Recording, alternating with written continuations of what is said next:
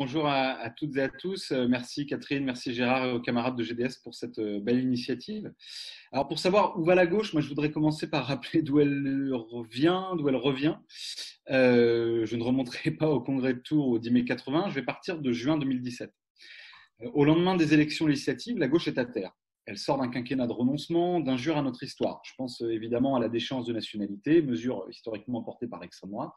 Je pense aussi à la loi travail qu'on a beaucoup combattue avec Gérard, qui intégrait tous les paradigmes de la droite libérale et qui, pour de nombreuses dispositions, aurait pu être écrite par Sarkozy, et dont on paye d'ailleurs aujourd'hui encore les conséquences. Naturellement, au terme d'un tel affront à ceux qui avaient fait notre victoire collective de 2012, les Français rejettent la social-démocratie, mettent fin à l'hégémonie du Parti socialiste sur la gauche. Les Français placent en tête de la gauche Jean-Luc Mélenchon. Celui-ci ne saisit pas alors l'opportunité qui lui est donnée par les électeurs de fédérer la gauche, et aux législatives, chacun se partage les miettes. Alors, à ce moment-là, nous avons un paysage politique polarisé entre Macron et Le Pen. C'était l'un des intitulés de cette réunion. Ce match, il faut le dire, il arrange les deux protagonistes. Macron, parce que face à l'extrême droite, il faut toujours faire bloc pour sauver la République. Le Pen, parce que Macron est le symbole des politiques néolibérales et antisociales qui nourrissent son discours de rejet et de haine.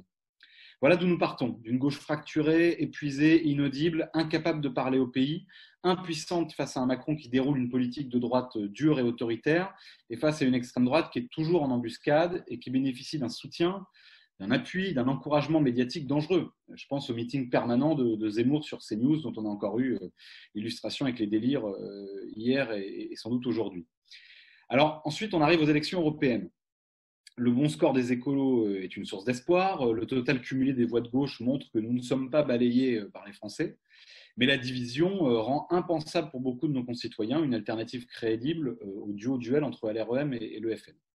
Mais en 2018-2019, à côté de ces mouvements électoraux, il y a eu deux belles sources d'espoir. Je pourrais citer les manifs contre les retraites, mais je vais me polariser là sur deux belles sources d'espoir. C'est d'abord le mouvement des Gilets jaunes, qui remettent la réalité sociale au cœur de l'agenda politique du pays, quand le duo Le Pen-Macron cherchait à faire diversion. Puis il y a les marches pour le climat, qui montrent une jeunesse conscientisée, qui veut changer de modèle par l'écologie et la solidarité. Et là encore, voilà, aucun débouché politique n'est construit. Nous parlons entre nous et nous ne traçons pas collectivement de perspectives pour conquérir et exercer le pouvoir ensemble. Et puis arrivent ces élections municipales et cette crise sanitaire et sociale. Je vais commencer par la crise d'abord, parce que je crois que l'un des principaux enseignements politiques de ce qui s'est passé, c'est qu'elle a inversé la hiérarchie des valeurs. Elle a démontré la dangerosité d'un modèle néolibéral, obsédé par le court-termisme et le profit à outrance, des humains et de la planète. Et donc, elle a validé une vision solidaire et écologiste de la marche du monde, un attachement à ce patrimoine commun que sont les services publics et à ceux qui les font vivre, c'est-à-dire les fonctionnaires. Les élections municipales ensuite, je veux m'y arrêter un peu. Que nous dit ce scrutin particulier? Il faut certes le regarder avec prudence, ça a été dit, au vu de la trop faible participation, de la surreprésentation médiatique des grandes villes, au détriment de la moitié du pays qui vit dans des petites communes qui sont passées sous les radars de l'analyse. Mais on a le droit de faire preuve d'un optimisme de la volonté, alors je vais vous dire ce que je voudrais en tirer. Premier point, elle démontre que c'est possible. Enfin, des dynamiques unitaires rassemblant soit dès le premier tour, soit au second, toute la gauche et les écologistes ont permis de conquérir des villes, d'écraser la République en marche et de faire émerger une nouvelle génération de responsables politiques qui incarnent une nouvelle ère de nos familles politiques et de la démocratie. Oui, la victoire est à nouveau possible. Oui, l'alternative à Macron-Le Pen peut gagner en 2022 si nous savons construire l'unité, et j'y reviendrai.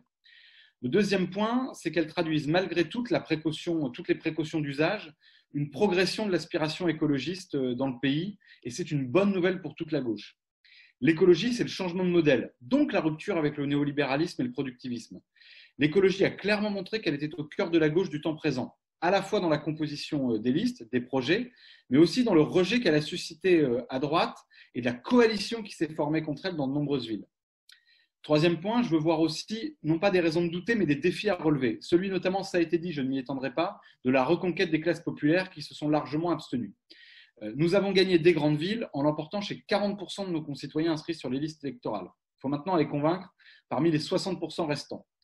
Et soyons vigilants, j'ouvre une parenthèse, à éviter une américanisation de la carte électorale française, c'est-à-dire une partition entre les centres urbains progressistes d'un côté et tout le reste du territoire abandonné à l'extrême droite ou à la droite radicale. Ne tombons pas dans la lecture qu'a pu avoir Terra Nova dans les années 2000, dans les années 2000, qui faisait l'impasse sur toute une partie de l'électorat.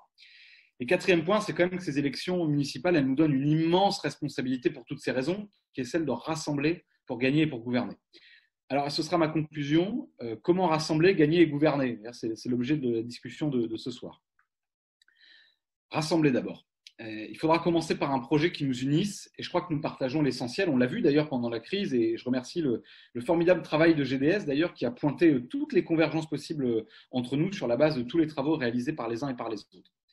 Il nous faudra aussi définir une méthode qui permette de construire avec les citoyennes et les citoyens ce grand projet de transformation écologique, sociale, démocratique, antiraciste, féministe et humaniste.